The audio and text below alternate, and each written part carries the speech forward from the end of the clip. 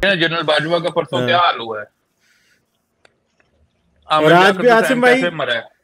इसके ऊपर ना थोड़ा सा बताएं भी, लोग कह रहे हैं जी बड़े अफसोस की बात है उसके साथ हुआ है, मैं कह रहा हूँ ठीक हुआ है उसके साथ। यार ये बकवास करते हैं जो लोग कह रहे हैं अफसोस की बात है उसके साथ हुआ है, उसने किसके साथ अच्छा किया? एक किसी के इनको साथ हमारे जो पंजाबी नेशनलिस्ट हैं वो क्या कहते हैं कि शाह से ज्यादा शाह के वफादार बनते हैं कि देखें जी उसको उसकी बीवी के सामने नहीं करना चाहिए था, देखें जी अफगानी ने किया है, देखें जी फलाने ने किया है, देखें जी टमकाने ने किया। यार तुम लोगों ने तो नहीं किया ना, किसी ने तो किया। और जब ये फौज पाक फौज जो है, हमारे गुराया साहब कहते हैं पाक फौज है, ये पाक फौज नहीं है, पाक फौज है। ये जब आपके लोगों से, आपके घरों से लोगों को उठाते हैं तो उनकी खवातीन भी होती हैं, उनके भी बच्चे होते हैं, छोटे बच्चे भी होते हैं, उनके बुजुर्ग भी होते हैं वहां पे। और जिस तरह से ये उदम मचा के जाते हैं, खवातीन को नंगा कर लेते हैं। बिल्कुल, वहां पे ये चादर चार दीवारी का या उसकी सैंक्टिटी ऑफ द हाउस का ख्याल नहीं करते, तो यहाँ पे क्यों ख्याल किया जाए? और उस बंदे ने कौन सा इसको मारा है, उसने कौन सा मारा है? मैं की बात से पूरा अग्री करता हूँ। और ये कि it's an great honour to one place and thank you for answering my questions. भाई इनका क्या है, ये तो लोगों को जब मर्जी गुस्ताख बना देते हैं, जब मर्जी, ठीक है, मुफ्त में, जिन्होंने गुस्ताखी नहीं की सवाल ये किसी ने नहीं किया कि एक 22वें ग्रेड का सरकारी अफसर स्विट्जरलैंड और फ्रांस के बॉर्डर पे अपनी बीवी के साथ कैसे पहुंच गया, कहां से आए उसके पास इतने पैसे? पूरी फैमिली के साथ सर, पूरी फैमिली के साथ, उसकी बहू थी या जो भी था साथ में। आजकल जो है वो पीक सीजन चल रहा है, समर की आमद है, और फ्रांस और स्विट्जरलैंड के बॉर्डर पे, और आज ही या कल ये स्विट्जरलैंड में भी देखा गया है। भाई वहां पे तो मैं सरकारी खर्चे पे गया था, मुझसे गुजारा नहीं हो रहा था, मुझे जो पैसे दे रही थी सरकार, जिसने भी पैसे दिए थे, मुझसे गुजारा नहीं होता जेनेवा वगैरह जैसी सिटीज में। $100-150 दिल्ली में भी सिर्फ वो खाने पीने के लिए, आपने लंच करना है और डिनर करना है, $150 में नहीं खा सकते अकेला बंदा। इसी 22वें ग्रेड का सरकारी अफसर पाकिस्तानी फौज से रिटायर होने के बाद फौरन कैसे वहां पहुंच गया, कहां से आए इसके पास पैसे? इस बात का सवाल का भी आप सोचिए इस बारे में। तो साबित करता है ना कि ये हरामखोर हैं, फिर यही साबित करता है। वो तो है, और उसकी बीवी जो है इसमें डायरेक्ट बेनिफिशियरी रही है, इसकी बीवी उसमें पार्टनर इन क्राइम रही है कि उसने अपना नाम लैंड किया, उसने अपनी औलाद का नाम लैंड किया इसको, ताकि वो अपनी हरामखोरी और करप्शन के पैसे जो है वो उसको इस तरह से उनके नाम से लगा सके। And she has been the beneficiary of the system before she was even married to general Bajwa, क्योंकि उसका जो बाप था वो भी एक रिटायर्ड जर्नैल है, जो इसका बाजवे का ससुर है, जिसकी वजह से बाजवा जो है वो चीफ बना है। हाँ जी। तो ये सारी जो है ना, ये लिबरल और अजीबोगरीब किस्म के लोग जो है लिबादे पहन के आ जाते हैं और इस तरह की बातें करते हैं कि जी अफगानी ने क्यों निकाली। यार अफगानियों के ऊपर आपने क्या किया है?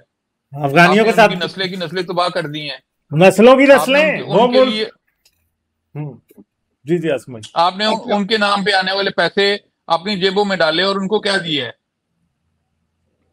अच्छा, इस बात की दूसरी तरफ से भी देख सकते हैं कि जो अफगानियों ने हमारे साथ किया था ना, वो गजनी से लेकर, सर उस पे भी मैं बिल्कुल बात कर चुका हूं। मैंने इसी बात पे उन्हें कहा है कि मैंने कहा जी अगर आप 40 साल की हिस्ट्री पे आप ये बात कर सकते हैं कि जी आपने पंजाबी जर्नैल को गालियां दी, बहुत अच्छा किया, मजीद गालियां देते, मेरी तरफ से 2-4 थप्पड़ भी लगा देते उसे, I would have been more than happy.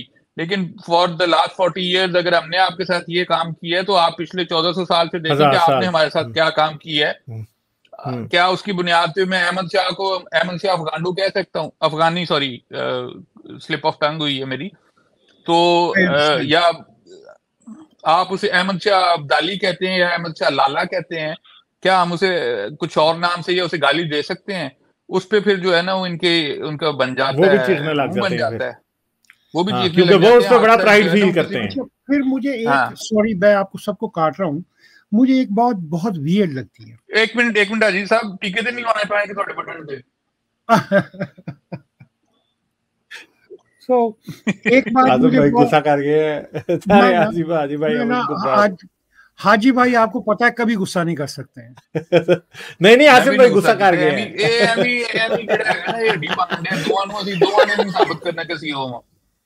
अच्छा चलो करो गाल।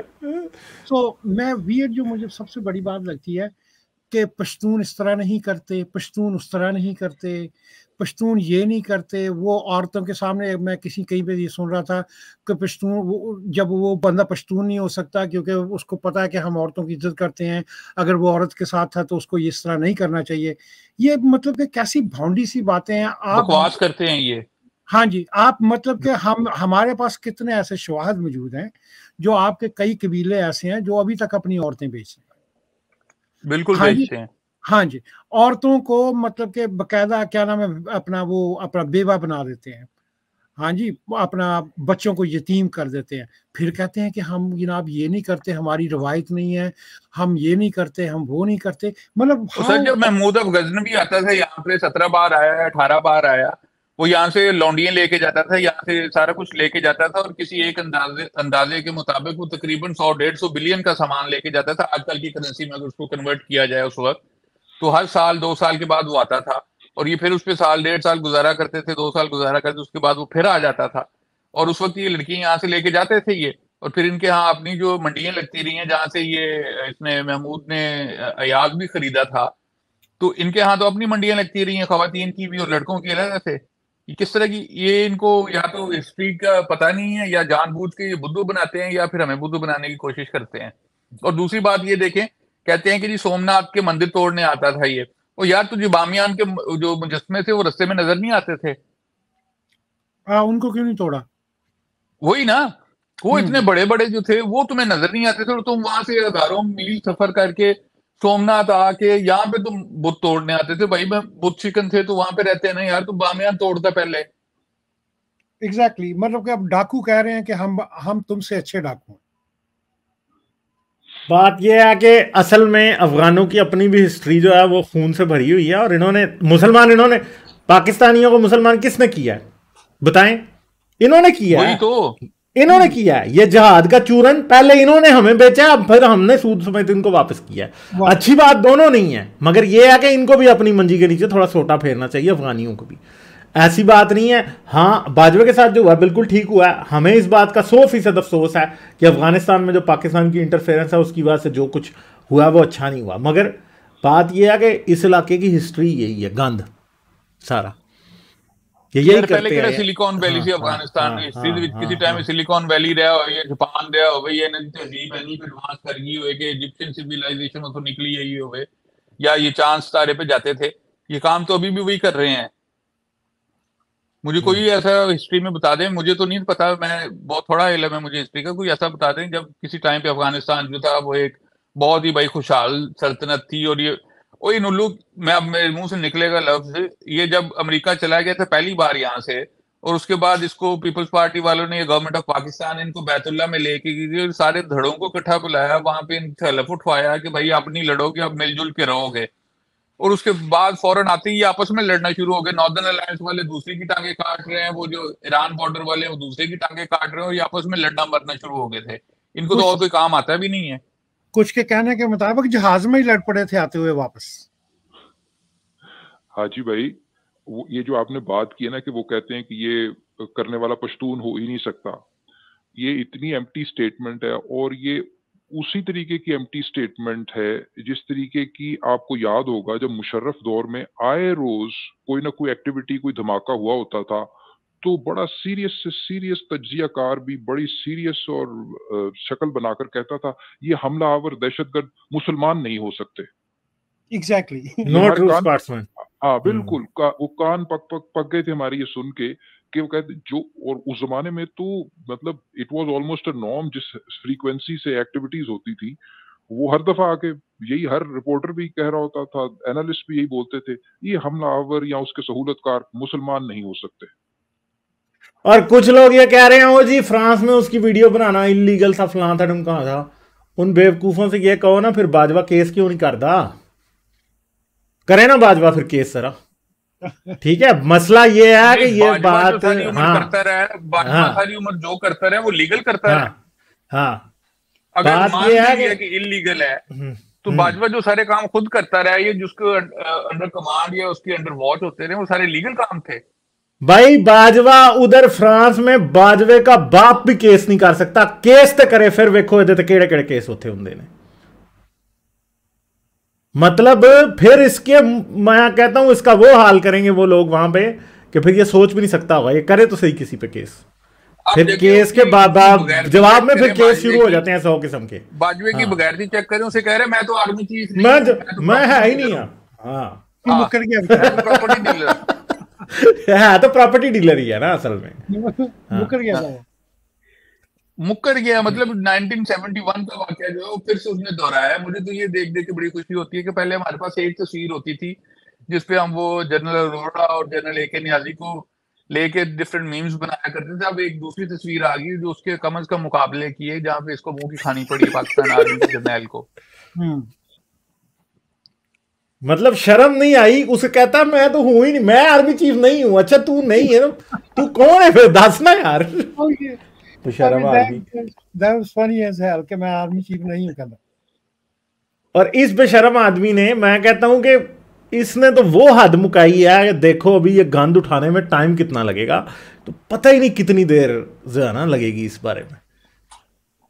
तो बात ये है कि इनको पता है, ये वैसे प्रेसिडेंट जो सेट हो रहा है ना, ये बेशर्म लोग हैं, मगर ये अभी गालियां पड़ने वाली हैं और साकिब निसार हर जगह गालियां खाता है। बात हुई थी एक दोस्त से जो कि इसके बाजवा के नीचे जो चीफ ऑफ स्टाफ थे ना, कोई चीफ ऑफ जॉइंट स्टाफ जो था, वो उनके घर कहीं आया हुआ था और वो जिन साहब ने उनसे बात की थी वो उसके किसी जमाने में उसी नहीं रह चुके हुए थे।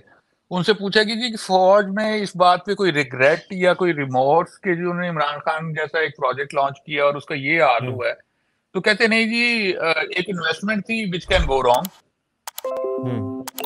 वो इस पे जरा सा अफसोस, जरा सी वो मजम्मत कुछ नहीं है उनके अंदर इस तरह का, पुराने जर्नलों में कम से कम। लेकिन आज जो कुछ खबरें आई हैं वो काफी खुशाइंद किस्म की हैं कि जी फॉर्मेशन कमांडर्स और फौज के अंदर भी उन्होंने किबला दुरुस्त कर ली है कि जी ये गंद हमने फैलाया और हमें इसको समेटना है। मगर अभी अगला गंद भी तो फैला देंगे ना आसिम भाई। अभी जिस थे ना इस पे अभी चल रहे हैं, अब ये प्रोजेक्ट इमरान खान को साफ करने में फिर कोई और गंद डाल देंगे। इनका क्या है, इन्होंने, मुझे नहीं लगता ये अभी, ये इलेक्शन के बाद पता चलेगा कि ये वाली फौज अब क्या गंद डालेगी। नहीं, ये अभी फिलहाल तो गंद नहीं डाल सकते। वजह ये उसकी ये है कि आपके पास इतने फाइनेंशियल मींस नहीं है, इतना आपके पास जो है ना, आपका कंट्री हर टाइम तो डिफॉल्ट के खतरे में भरा रहता है। तो इनके पास इतने एडवेंचरिज्म के लिए इतने पैसे ही नहीं है अभी कि वो इस किस्म के एडवेंचर कर सके ना। वजह ये है। मगर आप क्या सोच रहे हैं, गवर्नमेंट का अगला इलेक्शन क्या होगा? अगला इलेक्शन यार पहले अभी आज से कुछ 9 मई से पहले तो हमें लगता था कि अगले साल भी शायद मुश्किल ही है, लेकिन अभी शायद लगता है कि हो सकता है टाइम पे हो जाए। जिस तरह से चीजें तब्दील हो रही है ना पाकिस्तान की सियासत में, PTI तो अब कट टू कॉर्नर हो गई है। 1-1.5 हफ्ते में खान साहब पे भी शायद कुछ ना कुछ आ जाएगा। आज खान साहब को गिरफ्तार इस महीने इन्होंने कर ही लेना है, मुझे तो लग रहा है। वो आज बुशरा बीबी की मैं अजीब स्टेटमेंट एक पढ़ रहा था। वो बुशरा बीबी कहती है कि जी मैं ना अदालत में बगैर अपने हस्बैंड के पेश नहीं हो सकती क्योंकि मुझे पर्दे का बड़ा मसला होता है। वो अच्छा पट्टी जब वो तुम इमरान खान से मिल रही थी शादीशुदा होने के बाद, उस वक्त तुम्हें कोई पर्दे का मसला नहीं था। जब तुमने इद्दत के अंदर उससे निकाह कर लिया तब तुम्हें पर्दे का मसला कोई नहीं था। जब तुम हज पे उसके साथ या उम्रे पे उसके साथ गई और साथ में तुम्हारा एक्स हस्बैंड था तब तुम्हें पर्दे का मसला कोई नहीं था। जब तुम ओन चौधरी से या दूसरों से फोन पे अजीबोगरीब किस्म की बातें किया करती थी तब तुम्हें पर्दे का मसला नहीं था। अब तुम्हें अदालत में पेश होते हुए पर्दे का मसला आ रहा है। इसने पूरी पाकिस्तानी कौम को जो है ना इमरान खान समझा हुआ है। नहीं, इन्होंने इमरान खान ने भी ये समझा कि हमारे मुंह पे यूथिया लिखा हुआ है। ये भी यही समझती है हमारे मुंह पे यूथिया लिखा हुआ है। भाई जिनके मुंह पे लिखा है ना उनको वो तुम्हारी बातें बाय करेंगे, हम तो नहीं करते ना भाई, सीधी जो बात। डरे उस वक्त से जब वो अपने किसी जादू से सबको जला के भस्म कर देगी, डरे। मैं तो कहता हूँ कारी दे। नहीं सर, वो उसका पिछली स्ट्रीम से मैं किसी स्ट्रीम से या गालिब के साथ मैं उस दिन कॉल पे था, हमारी 2-3 घंटे गप लगती रही एक और दोस्त के साथ। मैंने कहा जी इसके जादू टूना करने के लिए ना अगलों ने हाफिज साहब लिए हैं जो आगे से उनका दम जो है ज्यादा तेज है, वो काले इल्म की काट के माहिर है वो। बिल्कुल बिल्कुल, वो तो मगर शर्म का मुकाम है कि ये, सॉरी सर एक सेकंड, एक जुमला, शर्म का मुकाम है कि इनको फिर भी शर्म नहीं आएगी। मैं बिल्कुल भी नहीं मुईद कोई भी। सर सॉरी मैंने आपको काट दिया। नहीं मैं कोई नहीं, मैं कह रहा था ये आर्म्स रेस है काले जादू की। चलें आगे। ये तो काला पीला नीला सारे जादू चल रहे हैं, तो मेरे ख्याल है बैंड करते हैं। कॉलर है, फड़ ले यार। नहीं कॉलर कोई नहीं है, बैंड मैं पहले ना थोड़ा सा आई वाज प्री एंगेज, मेरे दिमाग में कुछ और चीजें चल रही थी, इस वजह से I was not able to contribute a lot.